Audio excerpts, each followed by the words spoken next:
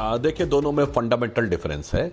नमाज एक प्रार्थना है और भगवान शंकर का जलाभिषेक एक बाकायदा पूजा पद्धति है। दोनों में जमीन आसमान का डिफरेंस है।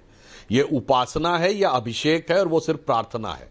प्रार्थना कहीं से भी की जा सकती है, परंतु जलाभिषेक वो एक निश्चित स्थान पर होता है और स्थान वह जागृत माना जाता है, वो प्राण प्रतिष्ठित माना जाता है। उसके उपरांत ही वहां, ऐसा नहीं कि आप किसी भी शिवलिंग के ऊपर जाकर कर देंगे। और दूसरी बात मैं यह भी कहना चाहता हूं, जिन लोगों को इसमें कोई समस्या नजर आती है, तो भगवान शंकर किस चीज को रिप्रेजेंट करते हैं आज के इस आधुनिक युग में, वो है जुलाई 2012 में खोजा गया एक फंडामेंटल एटॉमिक पार्टिकल जिसे हिग्स बोसॉन कहते हैं, जिसका नाम है हिग्स बोसॉन, मगर सामान्य बोलचाल की भाषा में उसे गॉड पार्टिकल कहते हैं, जो यूरोप की सन लेबोरेटरी में खोजा गया, जिसे माना गया कि यह ब्रह्मांड का मूल कण है और इसी से सब बने।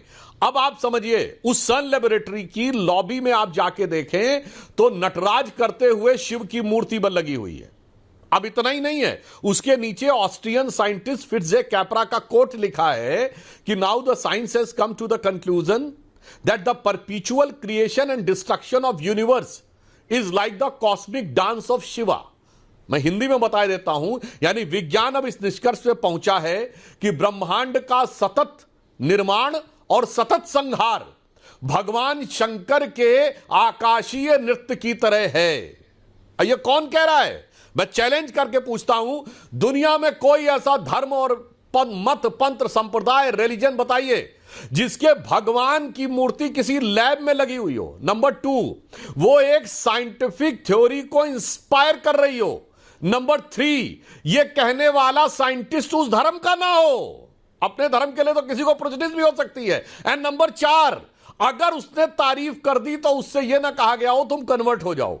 भगवान शिव की महिमा को इस रूप में समझना चाहिए। और जब हमारे कांवड़ यात्री जाकर जिस भी शिवलिंग मंदिर में उनका अगर वो जलाभिषेक करते हैं तो ये संपूर्ण राष्ट्र से कैसे जुड़ता है, उसी क्षण उनकी आस्था उत्तर में अमरनाथ से जुड़ती है, दक्षिण में रामेश्वरम से जुड़ती है, त्रयंबकेश्वर से जुड़ती है और मल्लिकार्जुन से जुड़ती है, काशी विश्वनाथ से जुड़ती है और सोमनाथ से जुड़ती है। और इतना ही नहीं, पशुपतिनाथ जो नेपाल में पड़ते हैं उनसे भी जुड़ती है और कटास राज जो पाकिस्तान में चला गया उससे भी जुड़ती है।